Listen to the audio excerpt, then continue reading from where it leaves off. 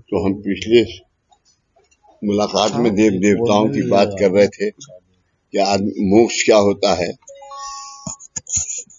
तो उसके बारे में एक पहला पैरा पढ़ता हूं मैं, जो पिछला है।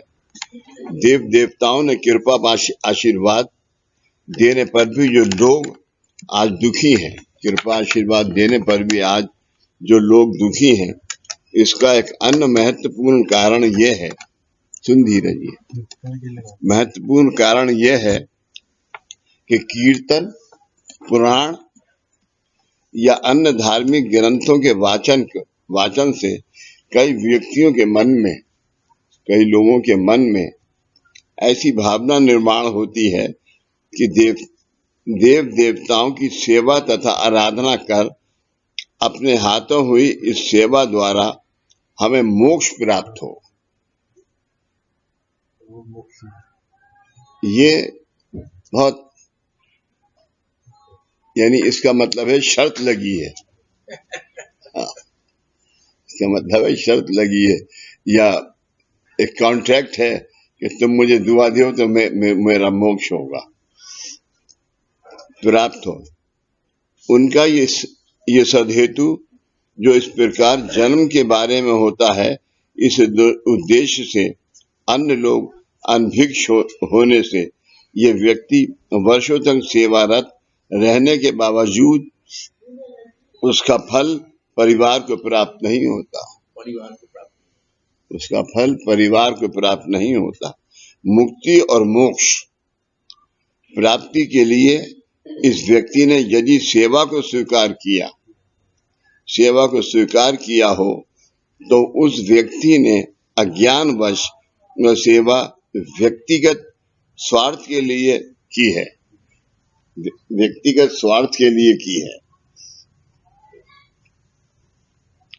ऐसा सिद्ध होता है, ऐसा सिद्ध होता है। इसलिए वर्षों तक इस सेवा को स्वीकार करने पर भी उस सेवा का फल परिवार में आने वाली मुश्किलों के निवारण के लिए नहीं होता, मुश्किलों के निवारण के लिए नहीं होता है। वास्तव में शास्त्र शुद्ध पद्धति के अनुसार वर्षों तक देव देवताओं की सेवा या आराधना करने से मुक्ति या मोक्ष की प्राप्ति नहीं होती, क्योंकि इस व्यक्ति को प्राप्त जन्म के जो इष्ट कर्म होते हैं, प्राप्त जन्म के जो इष्ट कर्म, यानी अभी कोई आज ये सेंटर है, इस सेंटर के ऊपर कोई आदमी यहाँ आया कि मुझे इंडोनेशिया में धीरज ने ये बताया था कि तुम बाबूजी के पास चले जाओ, लेकिन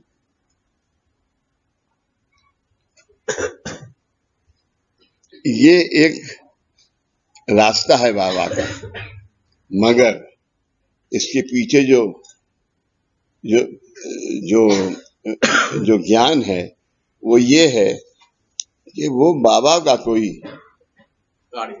हाँ, किसी जन्म के बाबा के साथ था, और उस जन्म के बाबा के साथ होने के कारण वो तुम्हें, क्योंकि इंडोनेशिया में पैदा हुआ तो तुम्हें मिला, जबकि तुम उसे जानते नहीं हो। मिसाल के तौर पर मैं तुम्हें कितना जानता था,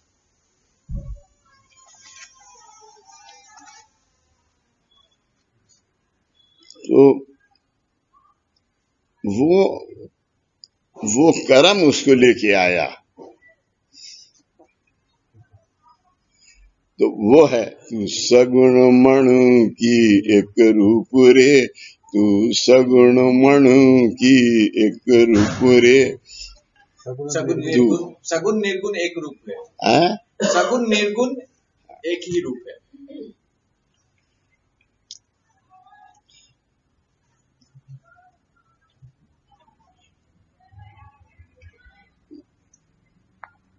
तो उसकी ये बात है कि वो आया है, तो अब उसको ये सोचना चाहिए कि मैं मोक्ष या मुक्ति के लिए नहीं आया हूं, उसको भी किसी की सेवा करनी पड़ेगी। बॉडी ये रास्ता है।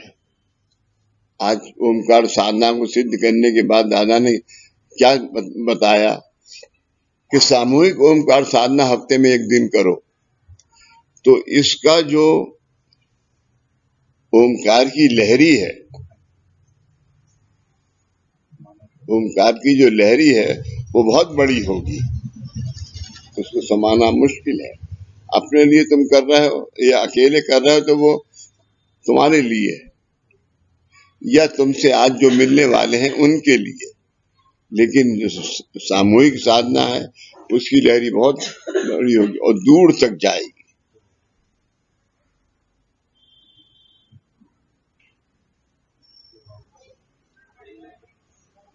निस्वार्थ भावी जन्म को कर्मानुसार होते हैं, ऐसे कर्मों का क्षय होता है। ऐसे कर्मों का यहाँ आने के तुमने उसे बताया, यहाँ आने का मतलब उसके पिछले जन्मों का जिससे वो दुखी था वो क्षय होता है, खत्म होते हैं। क्योंकि जब यहाँ आया तो उसको कोई निराकरण मिलेगा, वो निराकरण से आहिस्ता आहिस्ता, लेकिन वो एक है ना माधव,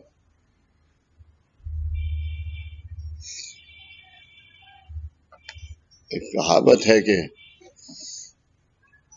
लौट के बुड्ढू घर को आए थे मतलब फंस गए। हाँ अब बॉडी यहाँ पे हाँ एक ये शायद आत्मनिवेदन में है। एक आदमी बहुत अच्छा गायक था, तो वो एक क्रॉस की यहाँ पर पहुंच गया। वहां पर पहुंचने के बाद उसको क्या कहते हैं, लोगों ने कहा और कुछ उसे लालच आया। वो लेडी जो थी वो उसको बहुत पैसे देने लगा, तो वहीं पर रुक गया। तो उन्होंने जो वो थे हेड कांस्टेबल, उन्होंने दूसरे आदमी को भेजा, जाओ उसको पकड़ के लाओ। कहाँ रुक गया वो? मैंने तो उसको वहां से जो आदमी लूट रहा है उसको बुलाया था, वो वहां गया। दूसरा आदमी जब गया तो वो भी वहीं पर रुक गया, वो भी नहीं आया वापस। जब 4-5 घंटे और गुजरे तो उनका चलो अब मैं खुद चलता हूँ, देखता हूँ कि क्या हो रहा है। तो जिस आदमी को तकलीफ थी, जिसको दूर करने के लिए वो कह रहे थे, वो पहुंचा और उसने क्या कहा, हजूर 3 आदमी आप तो यहीं बैठ गए। उनका तेरी बात अब नहीं सुनूंगा, मैं तो यहीं का हो गया।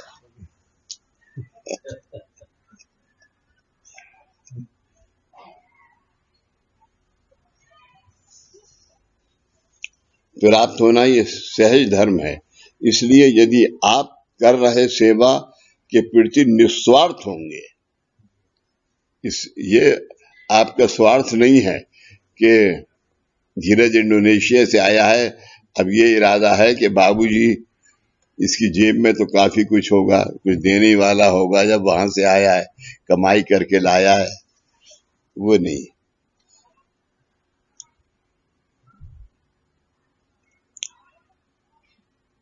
मोक्ष स्वाभाविकता से प्राप्त होना ये सहज धर्म है।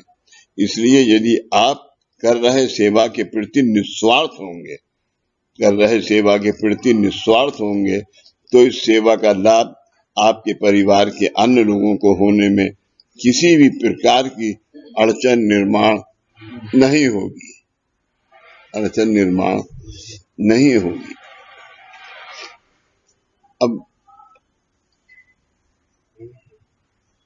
सैटरडे को कुछ थोड़े से ज्यादा लोग होते हैं। ये 2 साल बिल्कुल बंद रहा तो लोगों का आना कम हो गया था, तो अभी भी लोग कोरोना की वजह से आते हुए डरते हैं। लेकिन कल जो लोग आए थे 5-6 लोग, तो जो मैं चाहता था वो नहीं हुआ। मैं चाहता था कि कुछ 10-15 लोग हों और इनको कामकाज जो हर एक हफ्ते में एक दफा इनका फोन आता है कि इसका क्या निवारण करा है, इनको ही कहूंगा लिख लो ये। और अभी भी मैं तुम्हें देखूंगा, मेरी पुरानी अगर कामकाज की वो मिल गई, अभी संजय से कदम ढूंढेगा, तो दादा का बनाया हुआ है जो दादा ने हमें दिया था, उसको लिख लो। आप भी लिख लो माधव उसे। लोगों को होने में किसी भी प्रकार की अड़चन निर्माण नहीं होगी। इसी विषय के हित संबंध में तीसरा महत्वपूर्ण कारण ये है कि जिन इष्ट देवताओं की पूजा के लिए सगुण और साकार अवस्था, सगुण और साकार, यानी अभी तुम बैठे हो लेकिन तुम्हारी साकार अवस्था क्या है, तुम्हारा काम, हाँ, सगुण और साकार अवस्था में प्राण प्रतिष्ठा की जाती है। प्राण प्रतिष्ठा का मतलब समझते हो? मूर्ति स्थापना करके आह्वान करना। अभी हम क्या करते हैं? सर्व मंगल मांगल्ये शिवे सर्वार्थ साधिके शरण्ये त्र्यंबके गौरी नारायणी नमोस्तुते। तो ये शक्ति कहाँ जा रही है? आत्मा को। और आत्मा जो है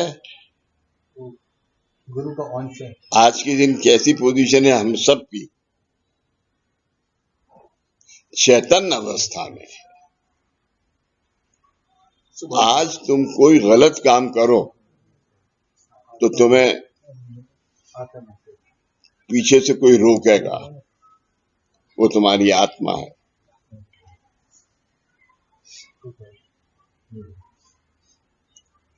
पंत महाराज ने क्या लिखा है? आत्मस्वरूपी दत्ता प्रेमल तू माता अत्रि सुधा अवधूता चरणी ठेकला माता। चरणी के विधाता।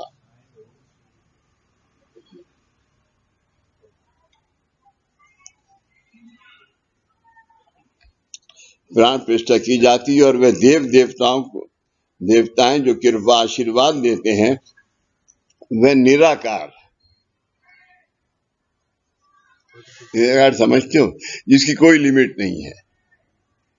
वो निराकार अवस्था में होने से जो व्यक्ति पूजा अर्चना आदि विधि करती है, उस व्यक्ति के देहिक माध्यम के आसपास ये कृपा आशीर्वाद का बल हित संबंधित होता है।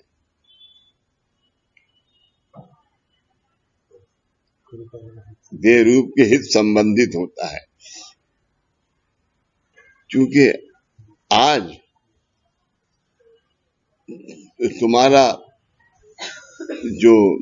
तुम्हारी आत्मा जो है वो आज बिल्कुल मुक्त है। नहीं तो पहले वो आत्मा कर्मों से ढकी हुई थी।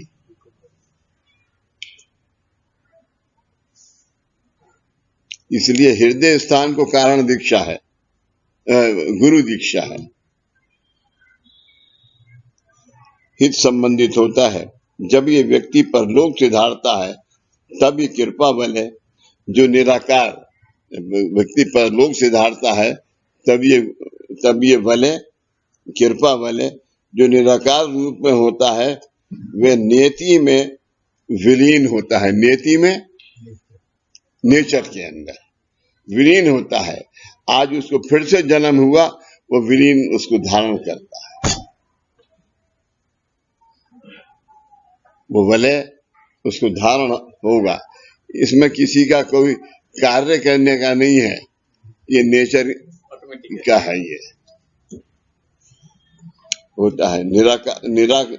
निराकरण के लिए आने पर यद्यपि आप कहते हैं कि गत कई पीढ़ियों से ये सेवा धर्म आपके खानदान से चला आ रहा है, फिर भी जो अवस्था निराकार स्वरूप में होती है उसको पुनश्च परिवार के कल्याणार्थ साकार करने का कार्य गुरु माध्यम के अलावा अन्य कोई देवी देवता नहीं कर सकता। आपके मातृ पितृ ऋणानुबंध तो हैं, जब आपने यहाँ जन्म लिया, अब आपके मातृ पितृ ऋणानुबंध दूसरे हैं, पिछले जन्म के दूसरे थे, लेकिन वो ऋणानुबंध जो कि निराकरण के उससे तुम्हें हुए, वो आज तुम्हारे साथ आएंगे इस जन्म में। कोई व्यक्ति का जन्म ऐसा नहीं है आज के दिन कि जो निराकरण ले चुका हो और ना हो। 85% लोगों को ये अवस्था प्राप्त है, 15% नहीं है, क्योंकि वो यहाँ आते ही नहीं है। वो कहते हैं कि अरे और बाबूजी तो यार वैसे भी बिल्कुल गधे हैं। वो तो अरे भाई यहाँ तो पंडित कहता है कि पूजा मैं करूंगा 11,000 रुपए दो, और वो कहते हैं तुम करो पूजा। यद्यपि देव देवता हम लोगों को आशीर्वाद प्रदान करते हैं, फिर भी हम लोग उसे स्वार्थ या अज्ञान से गंवा कर बैठते हैं। उसकी करते थे जो पहले साधन थे, उस कृपा आशीर्वाद को पुनश्च साकार करने का कार्य देव देवता नहीं करते, यानी फिर से उसे साकार करने का कार्य नहीं करते, गुरु करता है। ये कार्य गुरु सामर्थ्य से ही होता है, ये कार्य गुरु सामर्थ्य से ही होता है।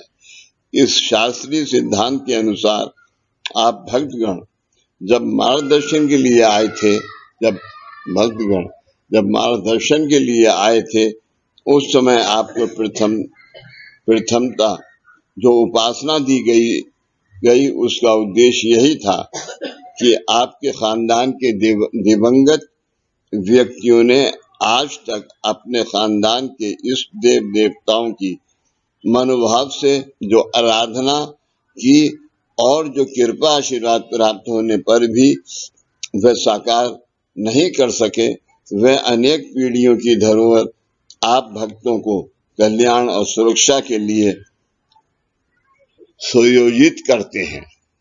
यह गुरु का काम है और इसको कोई देवी देवता रोक नहीं सकता। हो ये प्रधान हेतु से ही श्री गुरु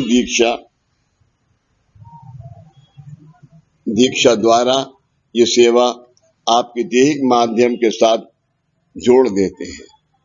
अब आप समझे गुरु दीक्षा क्या है? वो जो आपके पिछले जन्मों के जो आपके इष्ट कर्म थे, जो कि अब अगले और जन्मों में धारण नहीं हो रहे थे, वो ये इष्ट जोड़ देते हैं। आज समाज में सच्चे और झूठे दोनों प्रकार के गुरु अस्तित्व में है। सच्चे और झूठे दोनों अस्तित्व में हैं, किंतु ऊपर वर्णन किए हुए गुरु माध्यम ने हमारे जैसे ही मानवीय ध्येय के माध्यम द्वारा लोक कल्याण के कार्य को अंगीकृत किया है। उनके इस कार्य का वास्तव स्वरूप और उनके सही अधिकार की जानकारी न होने से उनके इस लोक कल्याण के कार्य को हम पाखंड समझकर उनसे 4 कदम दूर रहने का यत्न करते हैं, इस अज्ञान के विषय का परिणाम हमें अनेक जन्मों तक भुगतना पड़ेगा। आज बहुत से ऐसे लोग हैं कि जिनका काम अगर 11 हफ्ते की पूजा बताई और उनका काम नहीं हुआ पूरा, तो वो फिर कहते हैं कि हम तो बहुत परेशान थे, 11 हफ्ते हमने ये पूजा की, हमें क्या लाभ हुआ? कुछ नहीं लाभ हुआ, तो हम दूसरा जगह ढूंढते हैं। ये अज्ञानता भुगतना पड़ता है। परिवार की इष्ट सुख और शांति, परिवार के इष्ट सुख और शांति, इस सुख का मतलब ये है कि जो उस परिवार के अंदर कितना है कितना अभी तुम्हारी एक तनुज है, एक सारिका है, तो इन लोगों के ऋणानुबंध तुमसे कैसे मिलते हैं, कितने मिलते हैं, जहां कमतरता है वो जोड़ देता है। ये आज साधना प्रार्थना, अभी प्रार्थना में एक जो पैरा है, पूर्व जन्मों के सत्कर्मों के अनुसार यद्यपि हम में से कुछ व्यक्ति आज सुखमय जीवन व्यतीत कर रहे हैं, फिर भी अगले जन्मों की चिंता मनुष्य को इसी जन्म में करनी चाहिए।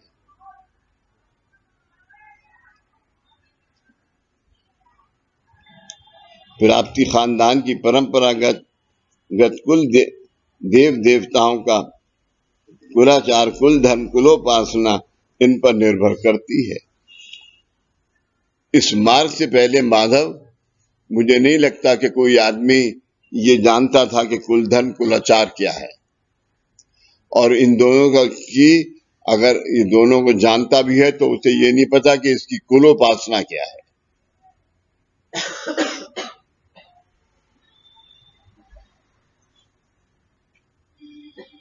इन पर निर्भर करती है। ऐसा कहने पर वह सही ढंग से करने का शास्त्र तरीका आपको ज्ञात हो, इसलिए मार्गदर्शन के लिए निम्न निवेदन गुरु कृपा आशीर्वाद से दे रहा हूँ।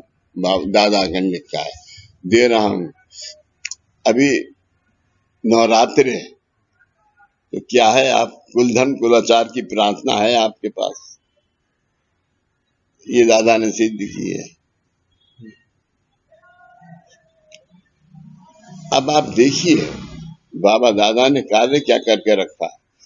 आपने 150 रुपए दिए, हम वो 150 रुपए ये सब इकट्ठे हो रहे हैं, तो इसमें से हम मैं कम से कम 6,000 रुपए हर महीने बाबा कुंदरी भेजता हूँ। अब ये रुपए इकट्ठे हो रहे हैं, इसमें से भेजूंगा मैं। जब ये खत्म हो जाएंगे, इकट्ठे नहीं भेजता, दादा ने क्या कि इकट्ठे मत भेजो, आदमी की कभी नीयत खराब होती है। और वहां पर ये एक ही कार्य है जो दादा ने शुरू करा है, यानी अन्नदान, कढ़ी, चावल और रोटी। तुम्हें याद होगा धीरज, एक गुरु बंधु आते हैं जिन्होंने रोटी बनाने की मशीन बनाई थी, तुम्हारे सामने यहाँ आते थे। अभी भी हैं वो, अभी भी बनाते हैं मशीनें। अहमदाबाद में है ना बाबूजी? अहमदाबाद से आया था। अहमदाबाद से आया था ना? नहीं, वो तो यहीं दिल्ली में है। उनसे एक मशीन भिजवाई थी, 2.25 लाख की थी। प्रथमता आपके खानदान की कुल देवताओं के नामक विधान का है।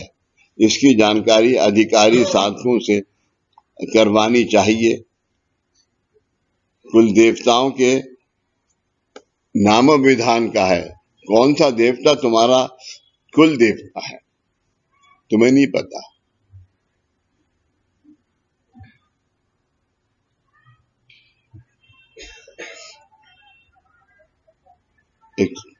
एक टाइम में मुझे यही सवाल हुआ कि तुम्हारा कुल देवता कौन है। मैंने क्या, मुझे नहीं पता।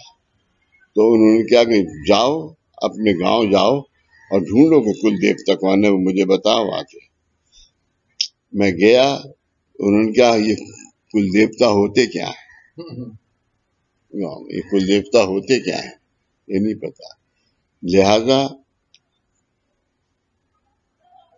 जब वापस आया और मैंने ये बात बताई तो उनका, तुम्हारे कुल देवता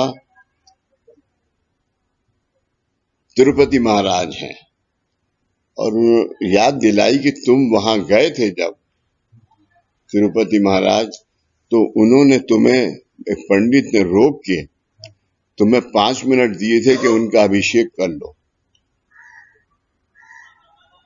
अभिषेक कर, जबकि वहां पर 1400-1500 आदमी हर वक्त लाइन में रहता है सुबह से शाम तक।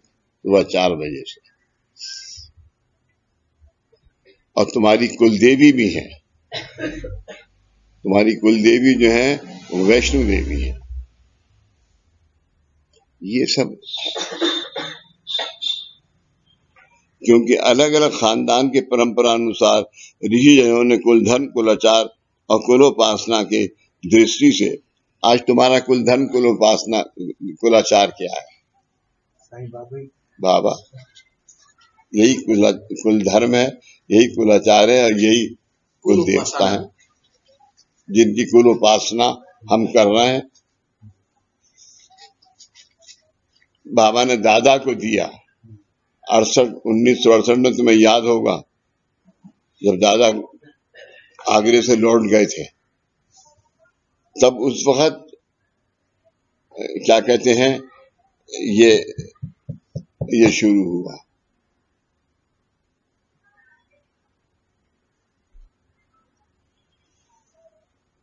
ऋषियों ने कुल धर्म, कुलाचार और कुलोपासना की दृष्टि से, यानी उसकी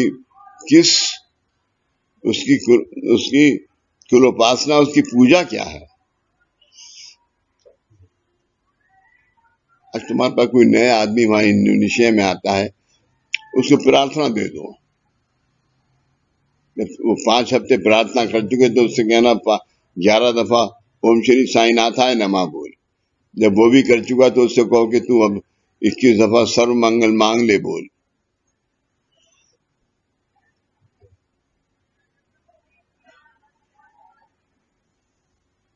प्रार्थना और ओम श्री साईं नाथाय नमः करके उसको शक्ति मिली। उस शक्ति से जो कुछ भी उसको मिलने वाला है बाबा की दुआ से, उससे दूसरों को लाभ हो। सिर्फ पैसे ही नहीं है,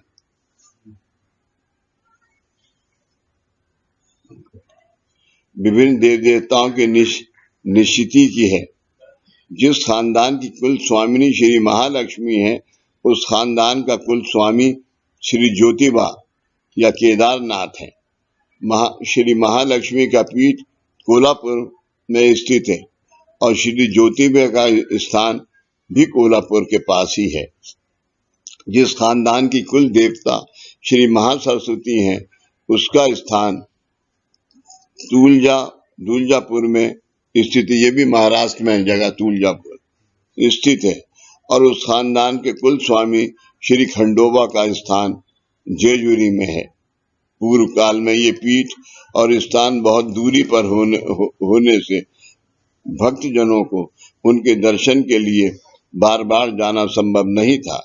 इसलिए इन्हीं देवताओं के उपपीठ, जो मेन पीठ है उसके उपपीठ, यानी पहले एक केंद्र था पूना साईं आध्यात्मिक समिति, आज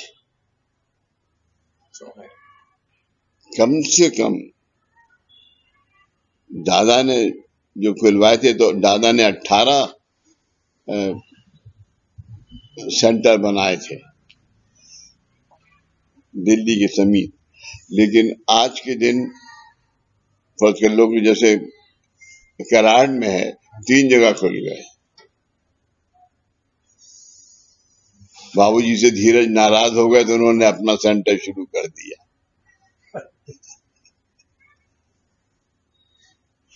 इसलिए इन्हीं देवताओं के उपपीठ अन्य जगहों पर प्रस्थापित किए गए हैं। उन उपपीठों में से दक्षिण महाराष्ट्र के औंध में श्री यमाई का पीठ है और पाली में खंडोबा का पीठ है। इस प्रकार अलग अलग स्थानों पर भक्तगणों की सुविधा के अनुसार उनको दर्शन का लाभ होने के लिए ये योजना बनाई गई। इस प्रकार अब आप अपने देव देवताओं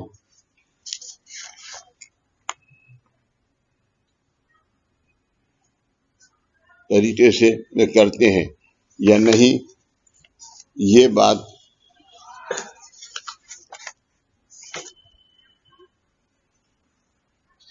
बात समझना आवश्यक है। जो प्रतिमाएं या प्रतीक कुल स्वामिनी की होती हैं, उनका पंचामृत से अभिषेक करते समय गुरुजनों को श्री सूक्त का अभिषेक करने का कहा जाना चाहिए। स्थापना करते समय श्री सूक्त का उच्चारण 16 बार होना आवश्यक है। इस तरह स्थापना होने के बाद शुद्ध शस्त्र पहनकर, शुद्ध वस्त्र पहनकर मीठा भोग चढ़ाना चाहिए। भोग समर्पण करने के बाद देवी माँ की गोद भरनी चाहिए। इसके लिए एक थाली में एक श्रीफल, एक चोली वस्त्र अपर्णा, एक चोली वस्त्र जिसकी दोनों ओर किनारी हो, तय करके दूसरी थाली में रखना चाहिए। उसमें 3 अंजलि दोनों हाथ का कुर कमल, गेहूं या चावल रखना चाहिए। अनुष्ठान लगाते हैं उसका ये विधि है, रखना चाहिए। उसके दाहिने और उंठल युक्त खाने के 2 पान सुपारी और ₹1.25 उंठल युक्त, समझते हो? डंठल ये उंठल युक्त यानी डंडी इतनी जरूर होनी चाहिए पीछे की, रखना चाहिए। इसके बाद श्रीफल को हल्दी और कुमकुम लगाकर वे और कोई एक फल हाथ में लेकर उसे देवताओं के सामने प्रार्थना पूर्वक पकड़कर भक्ति भाव से प्रार्थना करनी चाहिए कि मैंने यथाशक्ति और यथा ज्ञान आपकी सेवा की है। वह स्वीकार कर मुझे निरंतर कृपा आशीर्वाद देकर, धन दौलत नहीं मांगी तुमने, निरंतर कृपा आशीर्वाद देकर, क्योंकि बाकी धन दौलत दुनिया उस कृपा आशीर्वाद में शामिल है।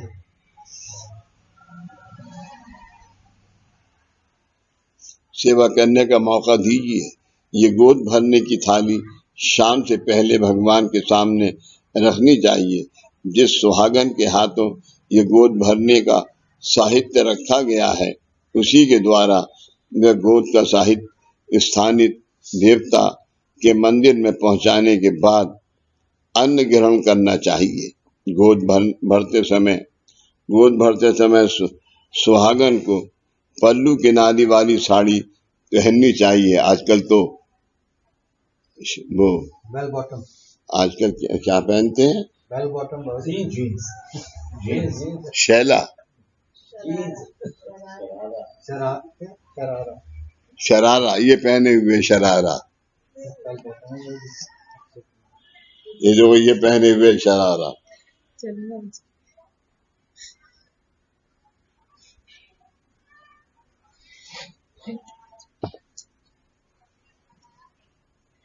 ये गोद को सूर्यास्त से पहले स्थानीय देवता के मंदिर में पहुंचानी चाहिए और इस समय वे स्थानीय देवता श्री महालक्ष्मी हैं या श्री महाकाली हैं या श्री महासरस्वती हैं, इसका विचार नहीं करना चाहिए, क्योंकि समाज में आजकल कोई भी सुहागन दिए हुए वस्त्र की चोली नहीं बनाती।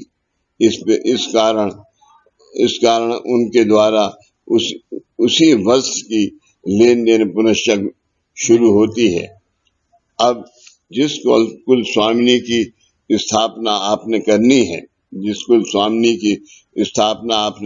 है, उनकी प्रतिमा भी उस देवता के अनुरूप है या नहीं, ये जानकर उसकी स्थापना पंचामृत अभिषेक पूजा से गुरुजनों द्वारा करनी चाहिए। कुल स्वामी, अब देखिए माधव कितना समय बदल गया। आज के दिन जो प्रतिमाएं दादा ने बनाई थी, आज के दिन सेंटर बाजार से बनवाते हैं और अभिषेक करके देते हैं, वही शक्ति उनमें आती। सरल से सरल काम।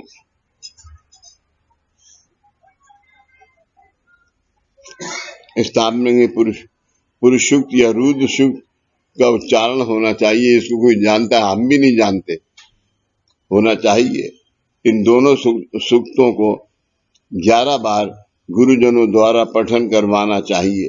अगर ये संभव ना हो तो कुल स्वामिनी का श्री सूक्त और कुल स्वामी का ये पुरुष सूक्त या रुद्र सूक्त इस संस्कृत पाठ यानी एक आवर्तन करने से भी चल सकता है। इस तरह एक आवर्तन करना से 100 बार चलता है। इस तरह विधि पूर्वक स्थापना करने के उपरांत उपरोक्त तरीके से भगवान को भोग चढ़ाकर ब्राह्मण और सुहागिन को खाना खिलाना चाहिए। किंतु आज इतने शास्त्रोक्त तरीके से विधि करने के बाद भी उसका योग फल पाने में जो अड़चने हैं वह भगवान की ओर से नहीं, किंतु हम लोग जिस सुहागन देवी मानकर भोजन पर आमंत्रित करते हैं वे सुशिक्षित और भद्र स्त्री मासिक धर्म के पालन नहीं करती। जो मंथली साइकिल है वो उसके पालन नहीं करती तो वो भद्र है, नहीं करती। तथा माहवारी के काल में अपने मकानों में स्वयं खाना पकाकर अन्न ग्रहण करती है।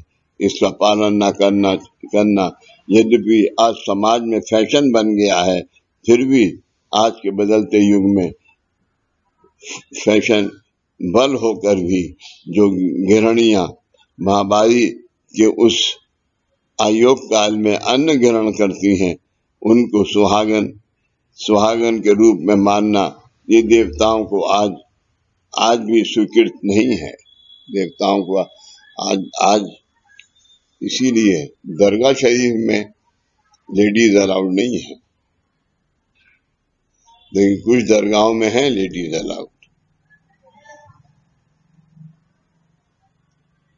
बाकी और जगह नहीं है। हाजी बाबा की यहाँ है, बाकी और जहाँ हम जाते हैं गए हैं वहां नहीं है। तनुज लेट क्यों गया?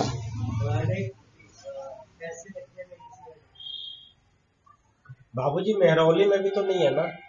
लेडीज को मेहरौली जब आप गए थे किसके बाद? मेहरौली नहीं गए थे आप? बाबा छोटे बाबा की बात कर, छोटे बाबा की तो वहां भी हम लोग सारे आदमी गए थे, लेडीज को इधर ही रोक दिया था।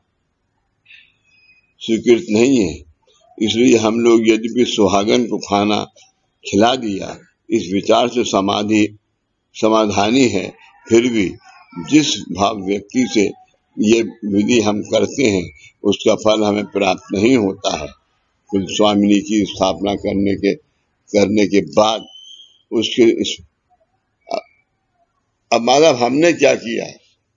मैंने कुल स्वामी और कुल स्वामिनी दोनों के फोटो बाजार से खरीदे और उनको फ्रेम बना के अब फ्रेम को पंचामृत से अभिषेक तो नहीं कर सकते, लेकिन फ्रेम बनवा के उनको रिद्धि सिद्धि अष्टगंध और हल्दी कुमकुम लगा के उनके ऊपर हाथ रख के 21 नामस्मरण,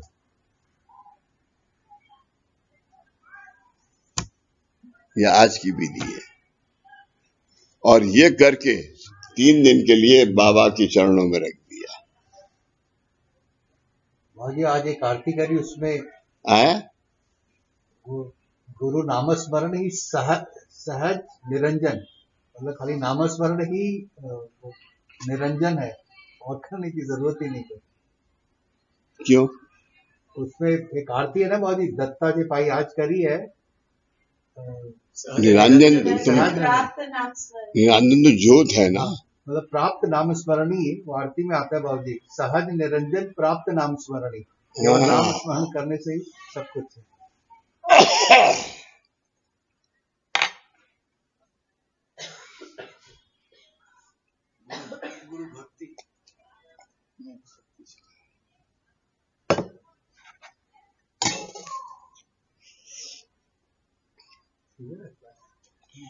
कुल स्वामी की स्थापना करने के बाद उसके उसके स्मरण में हम लोग ब्राह्मण को बुलाकर खाना खिलाते हैं, लेकिन ये ब्राह्मण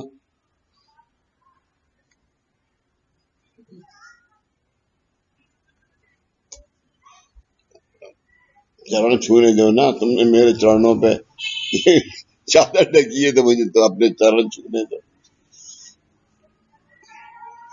ब्राह्मण को बुलाकर खाना खिलाते हैं, लेकिन ये ब्राह्मण शब्द का अर्थ जातिवाचक नहीं है, किंतु इसका अर्थ ये है कि ब्राह्मण ये ऐसा व्यक्ति है जिसे इसी जन्म में 3 देह यानी स्थूल, सूक्ष्म और कारण एक रूप हुए हैं, और जिनका एक रूपत्व उपनयन संस्कार के समय गुरुजनों ने गायत्री मंत्र की दीक्षा देकर यज्ञोपवीत धारण करवा दिया है।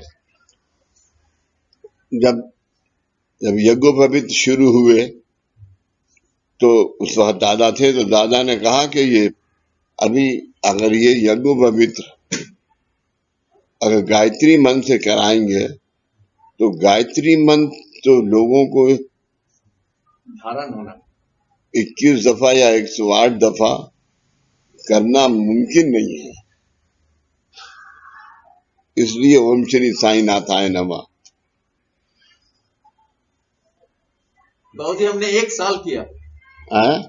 हमने जब यज्ञोपवीत हुआ था 15 साल की उम्र में, तब 1 साल तक हम ये करते रहे, शाम को डेली गायत्री मंत्र 1 साल।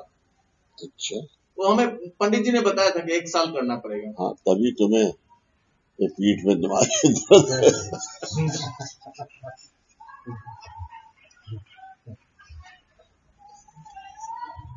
कौन से पंडित जी ने बताया था? नहीं, हमारे घर के ही हैं।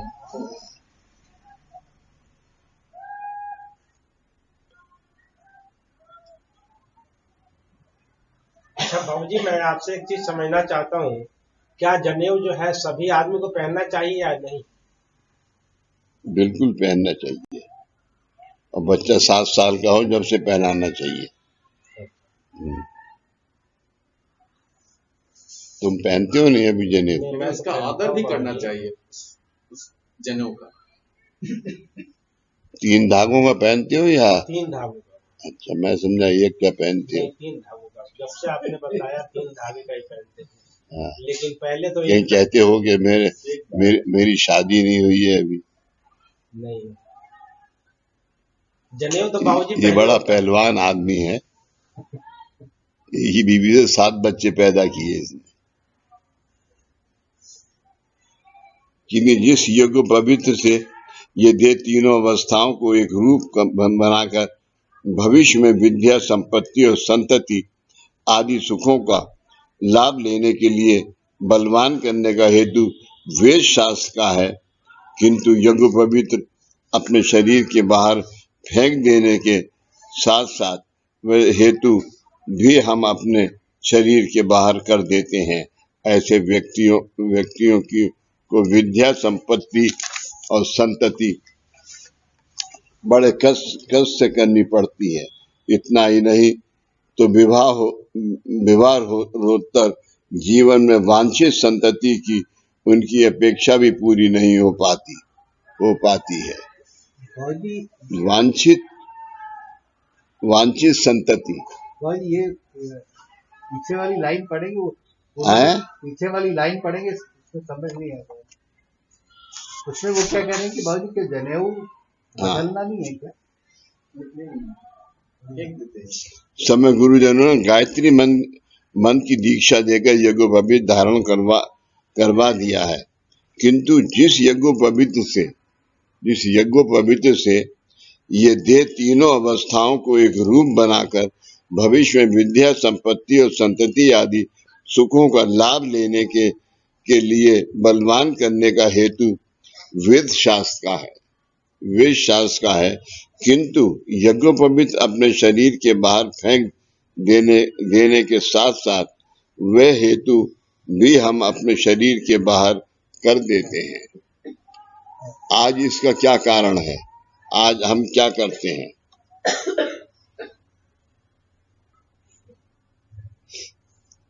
आज हम 6 रुपए का दान करते हैं गरीब को, उसका भला हुआ, और ये सब जनेऊ उतार के दूसरा जनेऊ धारण करते हैं। और जो जनेऊ आज धारण कर रहा है कल उसको क्या करते हैं, ओमकार और सदगुरु नामस्मरण से अभिमंत्रित करके पहनते हैं।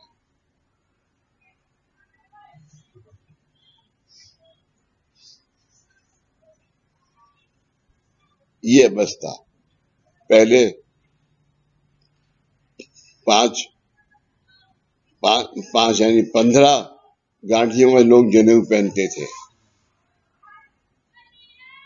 बहुत से शास्त्र रहते थे कि 2 गांठियों में जनेऊ पहनते थे। लेकिन हमारे कार्य में क्या है, 3 गांठी का 3 धागे वाला हमारे गुरु है। तो हमारे कार्य के अंदर जो है वो ओम सिद्ध है, उत्पत्ति स्थिति लय, ब्रह्मा विष्णु महेश, ये तत्व है हमारे ज्ञान इस ओमकार के अंदर आज के दिन। और ये सबसे पहले दादा ने क्या सिद्ध किया, ओम।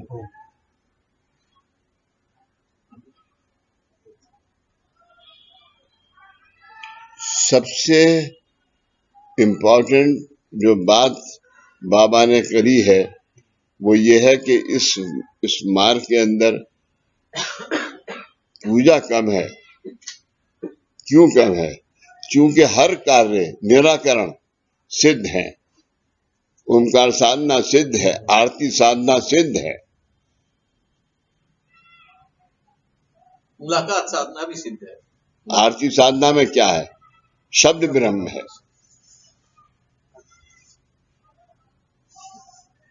वो आज गुरु प्रसाद के अंदर है।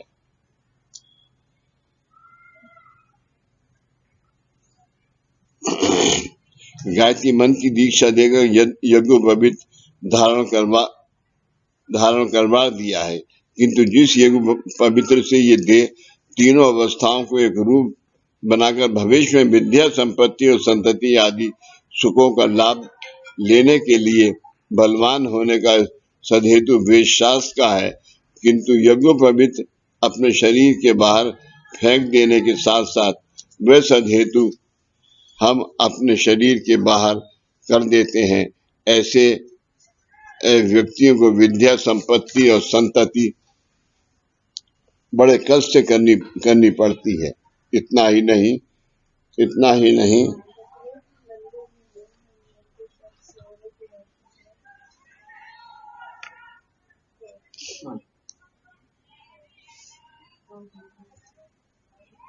नहीं तो विवाहोत्सव जीवन में वांछित संतति की उनकी अपेक्षा भी पूरी नहीं हो पाती, क्योंकि उस उपनयन संस्कार से संतति के उत्पन्न काल तक यज्ञोपवीत धारण करके जो वीर यानी पुरुष बीज शक्तिमान बनाना होता है, वह न होने के कारण कृष और असमर्थ ऐसा बीज तुर्जोपति के रूप में जन्म लेता है।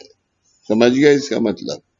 हाँ, लेता है। भविष्य में ऐसी समस्याएं खड़ी होती हैं कि मेरे पुत्र का विद्याभ्यास की ओर ध्यान नहीं है, या उसकी धारणा शक्ति अपेक्षा अनुसार नहीं है।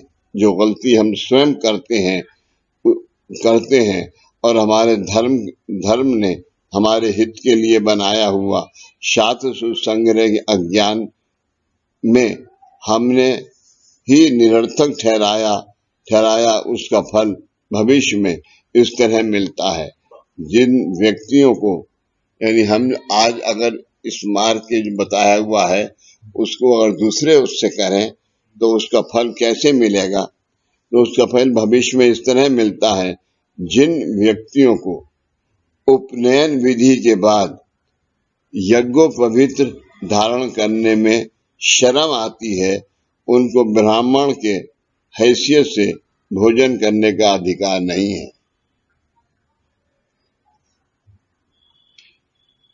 ये पुराने जमाने की बात थी। उस वक्त क्या था, ये लाइन खींच दी, अब इस थाली के बाहर तुम जब तक के भोजन नहीं हो जाए, जब तक तुम नहीं जा सकते।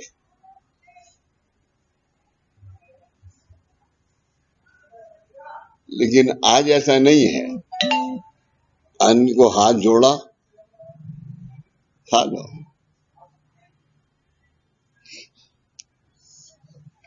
भोजन करने का अधिकार नहीं है। वैसे ही उन्होंने देव देवताओं की भक्ति यज्ञान और यथाशक्ति किए हो, फिर भी उसका फल पूर्ण रूप में न मिलकर आंशिक रूप में मिलता है, थोड़ा मिलता है।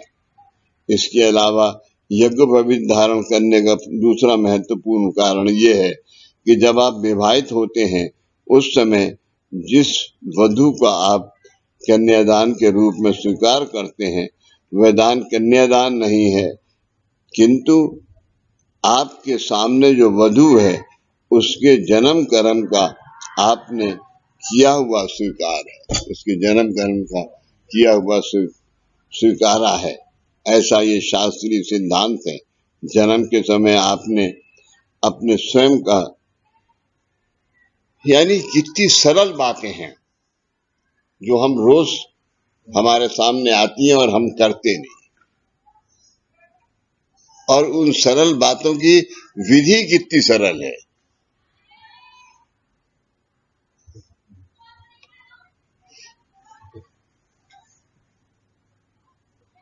जन्म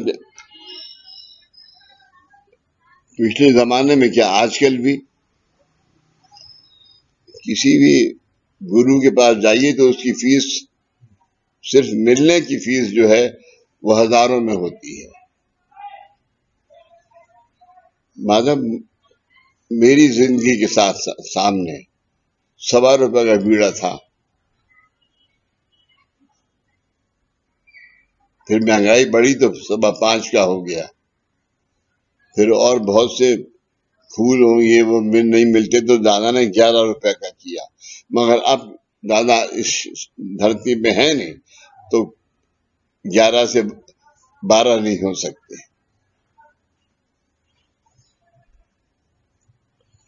ऐसा ये शास्त्रीय सिद्धांत है। जन्म के समय आपने अपने स्वयं का जन्म कर्म अपने साथ तो लाया ही है। इस जन्म कर्म के अनुसार जो इस कर्तव्य परिवार के लिए आपको करने हैं, उनमें कन्यादान के स्वीकार से आपकी जिम्मेदारी दुगनी हो जाती है। ऐसी दुगनी जिम्मेदारी संभालने के लिए सामर्थ्य भी दुगना होना चाहिए, सामर्थ्य भी दुगना होना चाहिए। इसलिए जीवन के आरंभ की प्रथम दीक्षा गायत्री मंत्र का नियमित जाप करके दैहिक सामर्थ्य चिरकाल बने रहने के लिए यज्ञोपवीत हर पूर्णिमा और अमावस्या के दिन बदलना चाहिए। लेकिन आज उल्टा है, यानी है बदलना चाहिए पूर्णिमा और अमावस्या को, मगर जो सिर्फ शनिचर को बदलते हैं, जब तक के आदमी बैचलर है तो वो सिर्फ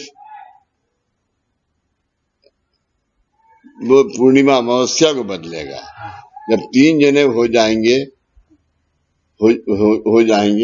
तब वो सिर्फ हर सैटरडे को बदलेगा।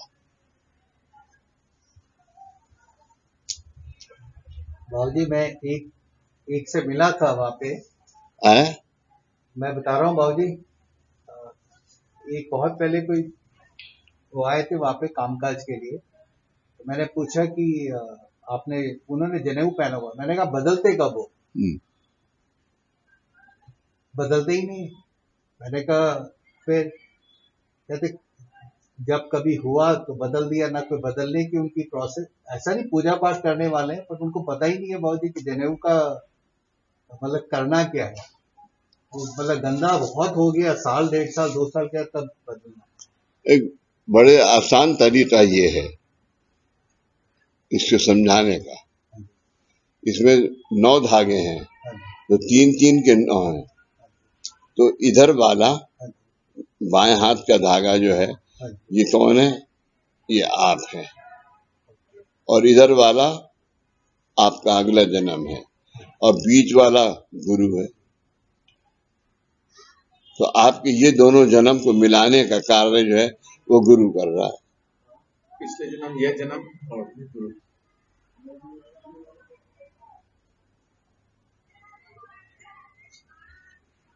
सामर्थ्य भी दुगना होना चाहिए। इसलिए जीवन के आरंभ की प्रथम दीक्षा गायत्री मंत्र का नियमित जाप करके दैहिक सामर्थ्य चिरकाल बना रहने के लिए यज्ञ पवित्र। चिंता होगी बाबूजी, फोन नहीं लगा। हर पूर्णिमा और अमावस्या के दिन बदलना चाहिए। इसके अलावा परिवार में किसी की मृत्यु के कारण अशोक हो या परान ग्रहण किया हो या किसी श्राद्ध विधि में अन्न ग्रहण किया हो तो दूसरे दिन तुलसी पात्र का सेवन करके स्नान करना चाहिए। स्नान के बाद यथाशक्ति दान पानी में डुबोकर भगवान के सामने रखकर यज्ञोपवीत बदलना चाहिए। जिसको यज्ञोपवीत धारण करने का अधिकार है, उन्होंने वैवाहिक जीवन तक 3 विवाह के बाद पत्नी का और 1 मिलाकर 4 और गुरु दीक्षा लेने के बाद 5 यज्ञोपवीत धारण करने चाहिए। ये पहले था, करने चाहिए। ऊपर निर्दिष्ट गायत्री मंत्र और यज्ञोपवीत का शास्त्र विधि जान लेने के बाद जिनको उपनयन करने का अधिकार है, उन लोगों को अपने पुत्रों का उपनयन संस्कार योग्य आयु में अर्थात 8वें वर्ष में करना चाहिए, क्योंकि इसी उम्र में उनकी इंद्रियां तथा अवयवों का विकास होना शुरू होता है। वह विकास उनकी तीनों दैहिक अवस्था के लिए पोषक होना चाहिए। दैहिक अवस्था ये सूक्ष्म, स्थूल, सूक्ष्म एवं कारण बड़े धूमपान से होना चाहिए। उसमें बहुत सारे मेहमान निमंत्रित होने चाहिए, उनको योग विदाई का उपहार देना चाहिए, और इन सब चीजों के लिए जो पैसा चाहिए वह दुर्दैव से यदि इकट्ठा ना हो सका तब तक वह 8 वर्ष का शिशु 18 वर्ष का भ्रूणावस्था में पहुंच जाता है। इसलिए कोई दानी नहीं है। एक बीड़ा बाबा को, थोड़ी सी मिठाई, जनेऊ और गुरु दक्षिणा। यज्ञोपवीत तो करना आता है ना? साथ जब आपने गए तब तो। हाँ, मैं यहाँ में सीख के जाना।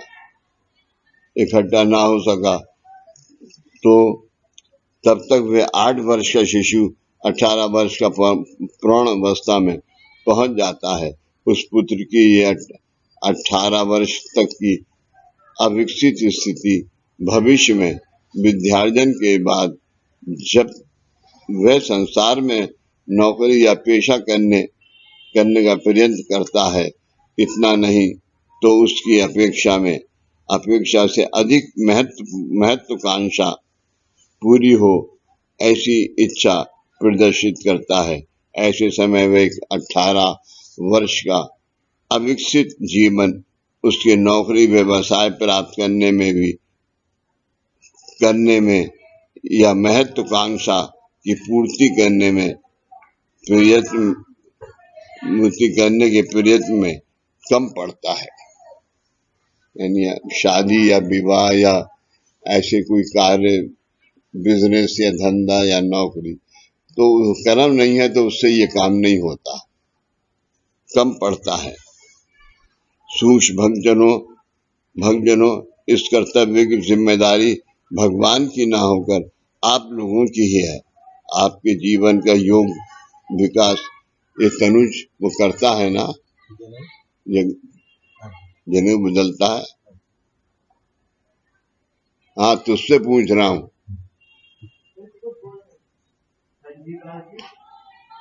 जनेऊ बदलता है ना।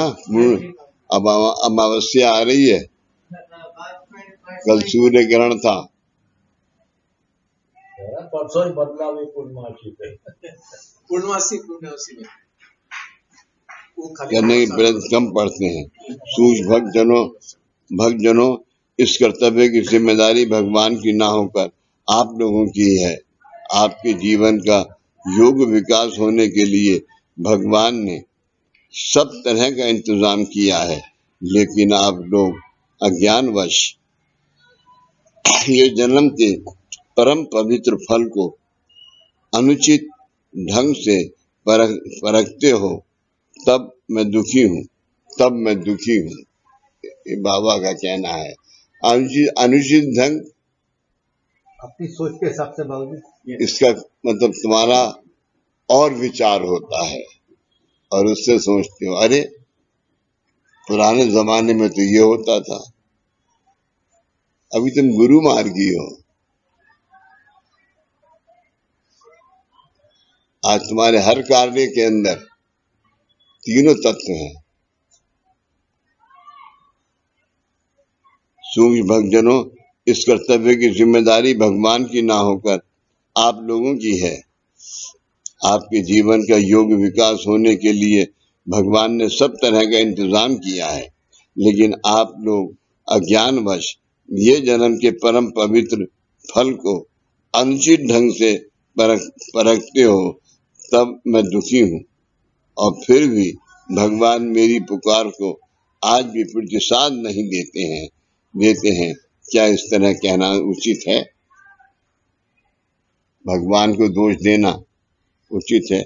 समाज में जिन व्यक्तियों को यज्ञोपवीत धारण करने का अधिकार नहीं है, उनके दैहिक अवस्था का विकास होने के लिए शास्त्र ने क्या कुछ इंतजाम नहीं किया है? आज अब नहीं है ये रुकावट कुछ नहीं है, चाहे वो भंगी है या चमार है या पंडित है या कुछ है। पहले पंडित जी पहनते थे, अब सब पहनते हैं। बच्चों को सबसे पहले जहाँ 7 साल के हुए 8वां साल लगा, जिन्हें पहनाना चाहिए। समाज में जिन व्यक्तियों को यज्ञोपवीत धारण करने का अधिकार नहीं है, उनकी दैहिक अवस्था का विकास होने के लिए शास्त्र ने क्या कुछ इंतजाम नहीं किया है? तो शास्त्र ने उनके लिए अभी आज के दिन कोई ऐसा नहीं है कि जिसको यज्ञोपवीत नहीं जनेऊ पहनने का अधिकार ना हो। ये पुरानी थी और इसको पंडितों ने और बढ़ा दिया और वो कर दिया। शास्त्र ने इंतजाम किया है वह यह है कि इन व्यक्तियों को हर शनिवार की सुबह स्नान करने से पहले तुलसी पत्र का सेवन कर स्नान करना चाहिए। स्नान करने के बाद 15 या 30 पैसे पानी में डुबोकर भगवान के सामने रखने चाहिए और दोपहर को 12 बजे से पहले वह पैसे हनुमान मंदिर में रखने चाहिए। ये उपासना आयु के 8 वर्ष से लेकर 18 वर्ष तक करनी चाहिए। इससे उपनयन और विवाह इन दोनों ही संस्कारों का इसमें समावेश होता है। करनी चाहिए। उस वक्त चूंकि अपने यहाँ भी वो नहीं था, लेकिन अभी बाबा ने क्या किया, सब बदल सकते हैं। जनुआ अभी सब बदल सकते हैं। और उन भक्तों के जीवन का पूर्ण विकास होता है। विवाह के पश्चात उनको हर पूर्णिमा को इसी प्रकार सुबह स्नान से पूर्व तुलसी पत्र का सेवन कर स्नान के बाद 30 पैसे भगवान के सामने रखकर 12 बजे से पहले हनुमान मंदिर में रखने चाहिए।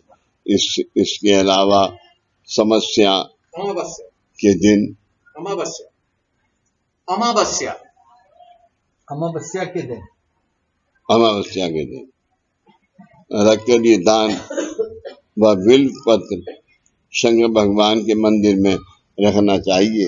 आज तक भगवान ने हम मानवों के कल्याण के लिए कितने गहराई से सोच विचार कर शास्त्र शुद्ध पद्धति से जीवन साकार करने का महत्वपूर्ण कार्य अंगीकृत किया है।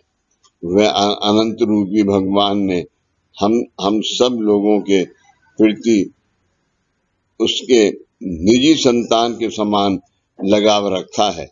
उसके किसी व्यक्ति को धर्म या जाति के भेदभाव के कारण नकारा नहीं है।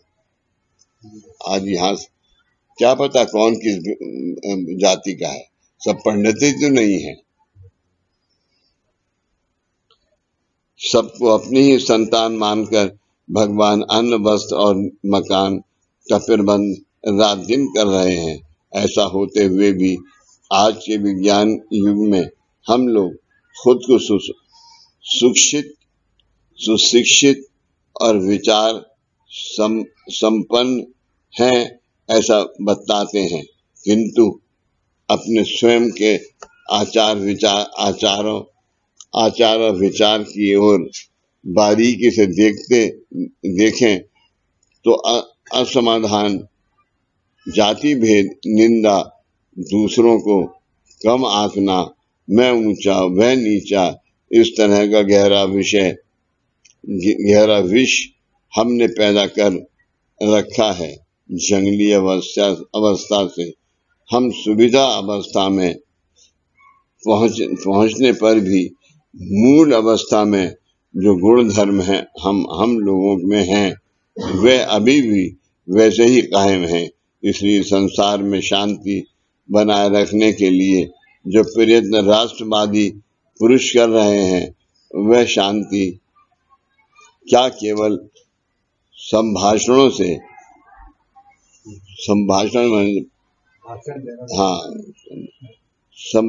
से पैदा होगी। हर एक व्यक्ति राष्ट्र का एक कारिंदा है, हर एक व्यक्ति राष्ट्र का एक कारिंदा है, और जब तक ये कारिंदा अविकसित और अज्ञानी अवस्था में जीवन बिता रहा है, तब तक इस अविकसित और अज्ञानी जीवन के कारण अशांति पैदा करने में कार्यकारी रहेगा। इसलिए हर व्यक्ति को अपना धर्म क्या है और जाति कौन है, कौन सी है और जाति कौन सी है तथा इतनी उपजाति कौन सी है, ऐसे विचार जो आज समाज के लिए पोषक नहीं है, उनको अलग रखकर समझदारी से एक ही विचार का दृढ़ता से अंगीकार करना चाहिए। भगवान ने हम सबको मानव के रूप में जन्म दिया है, इसलिए हमारे आचार विचार में, बोलचाल में धर्म जाति आदि द्वैत भाव पैदा न कर हम सबको एक मानवता धर्म का स्वीकार करना चाहिए। मानवता धर्म का स्वीकार करना चाहिए। इस भूमिका की यदि परिवार से लेकर राष्ट्र तक सब लोगों ने हमेशा जागृत रहेगी, तो दुनिया में शांति के लिए किसी भी राष्ट्र को शांति परिषद बुलानी नहीं पड़ेगी। शांति परिषद बुलानी नहीं पड़ेगी।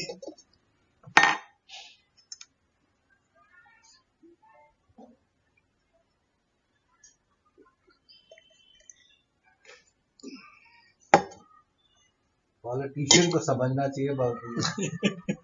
हैं? बिल्कुल सही है। मैं कह रहा हूँ पॉलिटिशियंस को समझना चाहिए बाबूजी ये मानवता धर्म। क्या पकड़ना चाहिए? नहीं, मैं कह रहा हूँ कि पॉलिटिशियन को समझना चाहिए ये मानवता धर्म।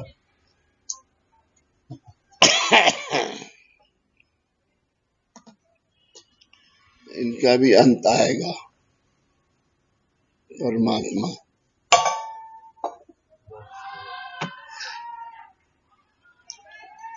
बाबा का तो फार्मूला है अल्लाह मालिक। उन्होंने तो अपने आप को कभी गुरु कहा ही नहीं। हमेशा जागृत रहेगी तो दुनिया में शांति के लिए किसी भी राष्ट्र को शांति परिषद बुलानी नहीं पड़ेगी, और इस परिषद के लिए होने वाला जो बहुत बड़ा खर्च है वह मुद्रा राशि समाज और राष्ट्र के हित में खर्च होगी। कहाँ होती है? चारा घोटाला होता है। पाठक गणों ऊपर निर्दिष्ट निवेदन में लड़कों के लिए इष्ट विकास की शादीशुदा पद्धति बताई गई है, किंतु जिस परिवार में लड़कियां हैं उन लड़कियों का जीवन जिंदगी भर विकसित रहे, इसलिए जो प्रबंध किया गया है वो ये है, लड़कियों का जीवन सुरक्षित रहे वो ये है कि लड़की की उम्र 12 साल की होने के बाद उसे उसकी माँ को हरतालिका गौरी का व्रत देकर उसको उपवास करने के लिए कहना चाहिए। ये निराकरण हम नहीं बताते। दादा ने कहा कि ये है जरूर, लेकिन साधना उस वक्त नहीं थी जब ये गुरु प्रसाद दिखा। भाजी हमारे यहाँ भी गौरी माँ की प्रतिमा तो आप देते हैं?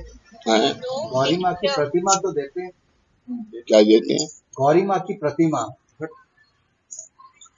अपने सेंटर में भी देते हैं? फोटो नहीं है। मैं नहीं समझा। गौरी माँ की प्रतिमा, हाँ मंगला गौरी, हाँ वो अपने यहाँ भी देते हैं। लेकिन कब तक के लिए देते हैं कि इसका रोज अभिषेक करो, फोटो नहीं आ रहा। और कितने दिन के लिए? 18 साल की उम्र तक।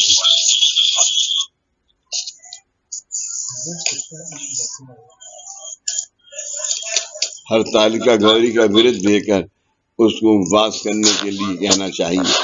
ये जो हरतालिका पूजन कुमारिका को करना है, उस पूजन के लिए हरतालिका की मिट्टी की बनी प्रतीक बाजार में मिलती है। धीरज, पहले हम ये बाजार 2 देते थे, 2 प्रतिमाएं देते थे, जब तक के मंगला गौरी की नहीं आई थी बन के।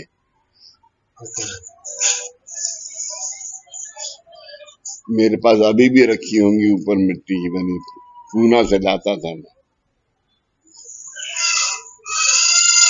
उस पृथ्वी माधव इधर नॉर्दर्न इंडिया में कोई जानते ही नहीं हरतालिका है क्या, यानी कोई पंडित लोग भी नहीं जानते।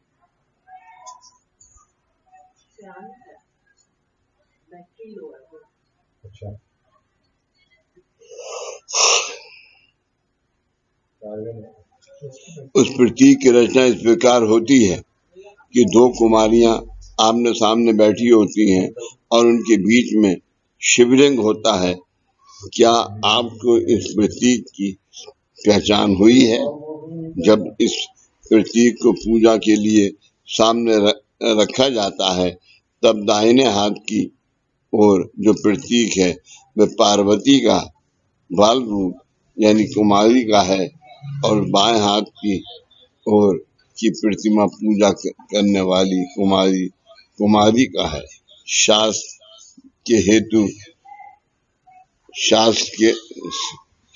का हेतु ये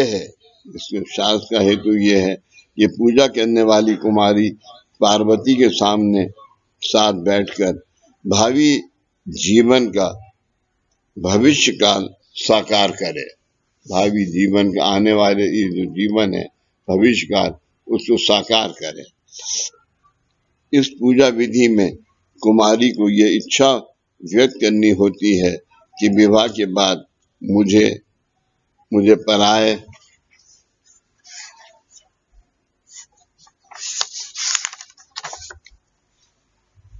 के घर जाना है, वहां मेरे जाने से किसी भी प्रकार का अभाव ना हो, उस घर में मुझे सुख और समाधान से अन्न पूर्णिमा के समान स्थान मिले। मेरे प्रवेश के बाद उस घर में अन्न और वस्त्र की कमी ना हो और वह परिवार सदा संपन्न और समृद्ध बना रहे और मेरा स्त्री जन्म सर्वोत्तम तथा खानदान और परिवार को पोषक ऐसा संतति पैदा करने में सफल हो। जिस जन्म में मैं विवाह बंधन से जिस व्यक्ति को मैं पति के नाते स्वीकार करने वाली हूँ, उस पति के सुख दुख में सहभागी होने का सामर्थ्य ताकत मुझको दे। इतना ही नहीं, मुझे सदा सुहागन होने का सौभाग्य प्राप्त हो। इस व्रत को कुमारियों को 12 साल की आयु से लेकर 19 साल तक करना है। अब ये हमने बंद कर दिया। अब हम नहीं ये नहीं करते ना। हरतालिका की प्रतिमा देते हैं। अब तो हर एक की पूजा में, मुझे पता नहीं तुम्हारे पास है नहीं या नहीं है, अन्नपूर्णा की प्रतिमा मैंने दी तो सबको थी। हाँ, अन्नपूर्णिमा की प्रतिमा है।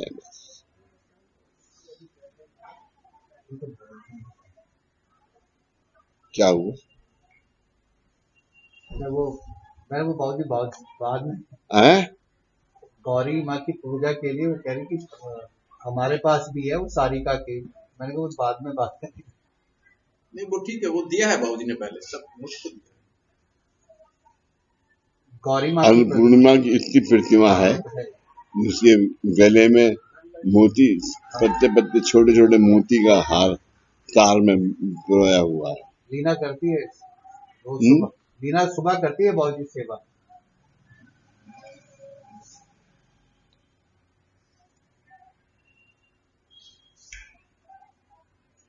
इस व्रत को कुमारियों को 12 साल की आयु से लेकर 19 साल तक करना है। इसके बाद का काल विवाहोत्तर होने से उसे आगे मंगला गौरी का व्रत विवाह के पश्चात करना है। ये व्रत पार्वती के जीवन की पूर्ण अवस्था का प्रतीक होता है। इसलिए इस व्रत को निरंतर 5 साल तक करना चाहिए। 5 वर्ष के बाद जो सुहागन स्त्रियां इस व्रत का उद्यापन करती हैं, उसमें महत्वपूर्ण बात और जिम्मेदारी ये है कि ये उद्यापन केवल 5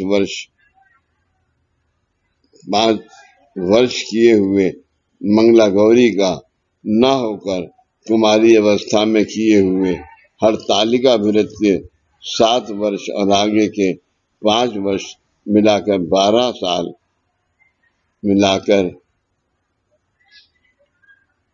12 साल के व्रत का होना चाहिए, तभी सुहागिन का ये व्रत सफल होता है। ये है सब, लेकिन इतना हम लोगों को बताते नहीं हैं, इतना बंधन नहीं डालते हैं।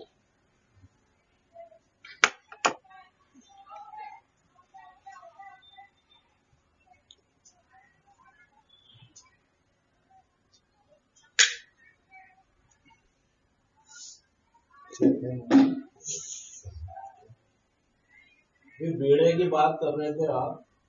बीड़ा पहले ₹1.25 का लगता था। बीड़ा पहले ₹1.25 का लगता है। पहले ₹1.25 का था, फिर ₹5.25 हुआ, फिर 25 पैसे मिलने में दिक्कत होती थी, यहाँ तक हो गया कि सेंटर से ही 25 पैसे दे दिए जाते थे, 1 रुपए के। मेरे पास इतने रखे हुए हैं, है ना। अब समय परिवर्तित हुआ तो 11 हो गया है? समय के साथ साथ 11 रुपए हो गया फिर। हो गए 11 तो है। अब मेरा एक सजेशन है, वो आप देखिए, इसको 110 कर देना चाहिए, क्योंकि अब 1 रुपया मिलना बड़ा मुश्किल होता है। 100 रुपए साथ में 10 रुपए, 11 रुपए हो गए, 0 और लग गए। मैं समझा नहीं। बीड़ा अब 110 रुपए कर देना चाहिए, 11 रुपए के बजाय। कह रहे 110 रुपए कर दीजिए बाबूजी। 11 रुपए के बदले 110 रुपए का बीड़ा कर दीजिए। 10 का 110 है? 110 बाबूजी, 110 का 11 रुपए का आए, 0 और लगा दीजिए, रहेगा 11 का ही। ये करने की मेरी शक्ति है। मैं आपसे रिक्वेस्ट कर रहा हूँ, आगे बाबा जैसा दादा कहे। ये करने की मेरी शक्ति थोड़ी है। ये तो मेरा तो विरत है, दादा के बताए हुए मार्ग पे चलना, आगे पीछे नहीं करता मैं। आपसे बता देंगे अपने आप समय के साथ किसी।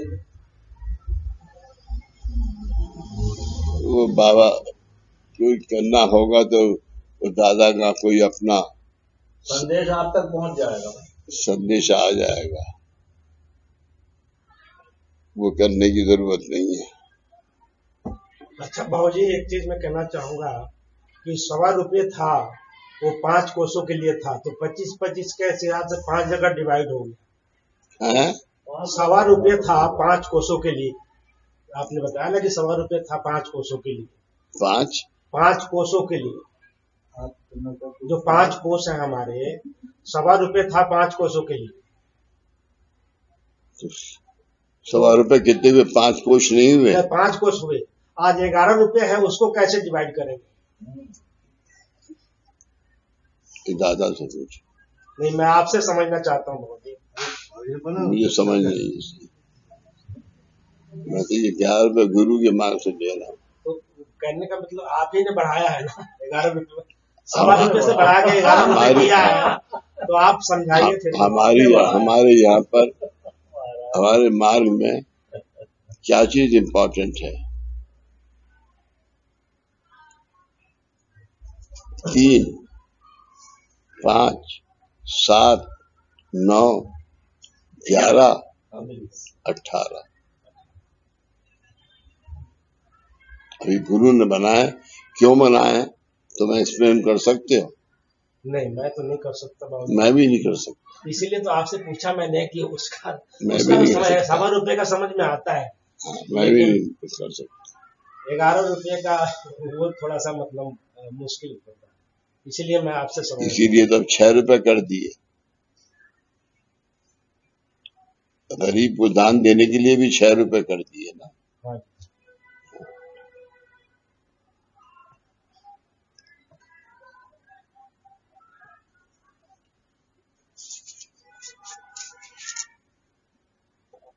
समझदार साहब जी, जरा थाली में से रेड पेन निकाल दीजिए।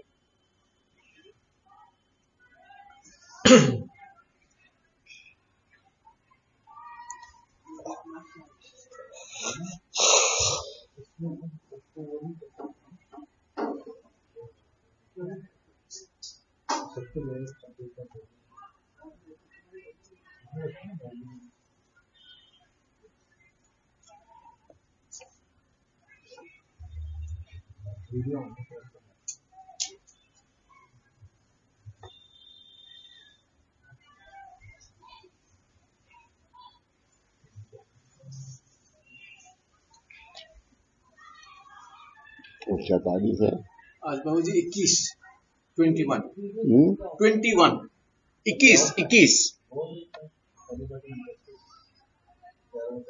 21, 11 बस।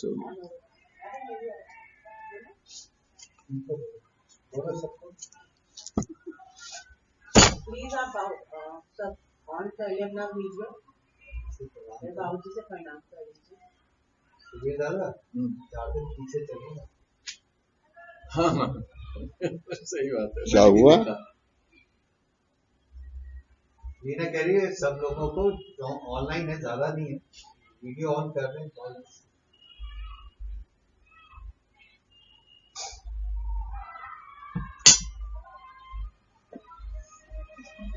ये क्या है? रीटा दीदी है, रीटा दीदी, रीटा आनंद दीदी, वो छोटा वाला ना बाबूजी का पता नहीं, ये तुमने फोन क्यों रखा है? है इसी से।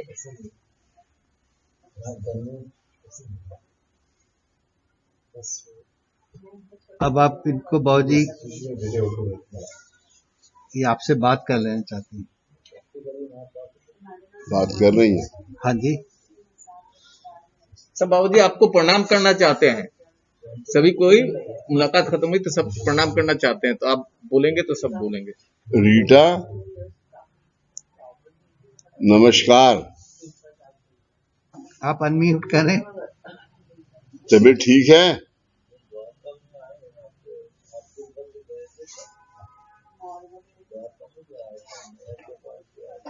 ऊदी दे, ऊदी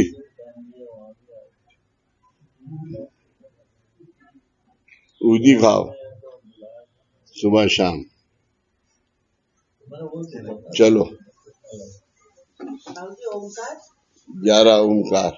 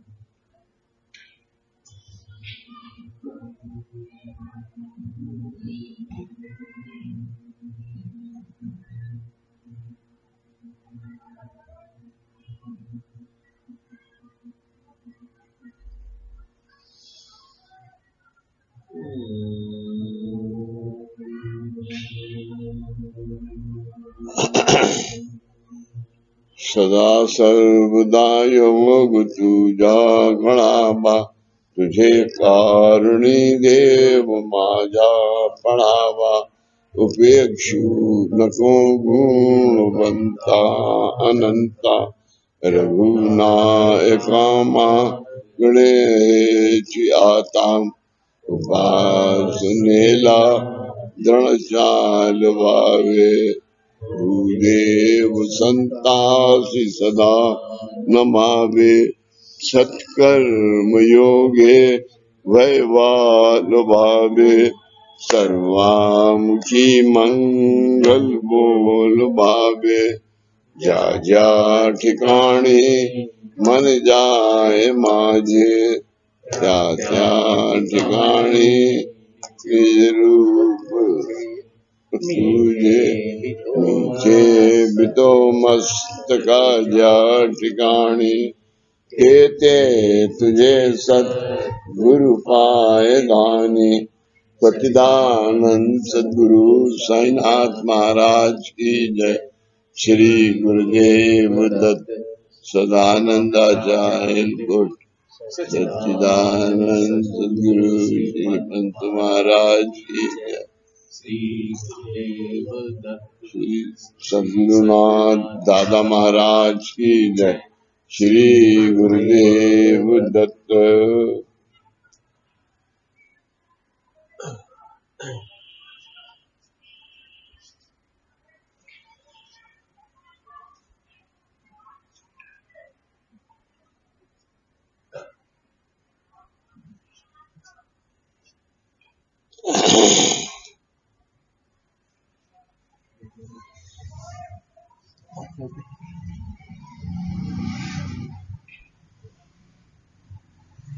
बाबूजी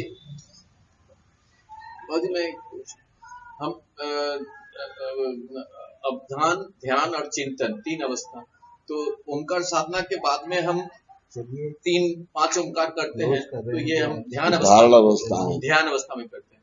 अभी जब 11 ओंकार किया तो आपने चिंतन अवस्था में, अभी 11 ओंकार चिंतन अवस्था में, तो इसका चूंकि उस बाद जो मतलब जो लाइट थी उसकी पूजा करना। अभी तो ये चिंतन अवस्था में धारणा होती है, चिंतन अवस्था में जो धारणा होती है वो दूसरों के लिए देना है ना। 11 ओंकार तो हम दूसरों के लिए कर रहे हैं, जगत के लिए कर रहे हैं। लेकिन इसका गुरु दिया गया है और इसका वो बना गुरु की आज्ञा से वलय बना कर।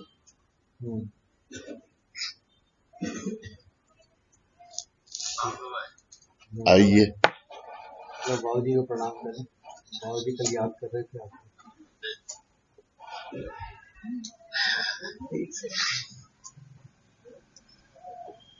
बाबू जी ज्ञानी जी कल आप याद कर रहे थे।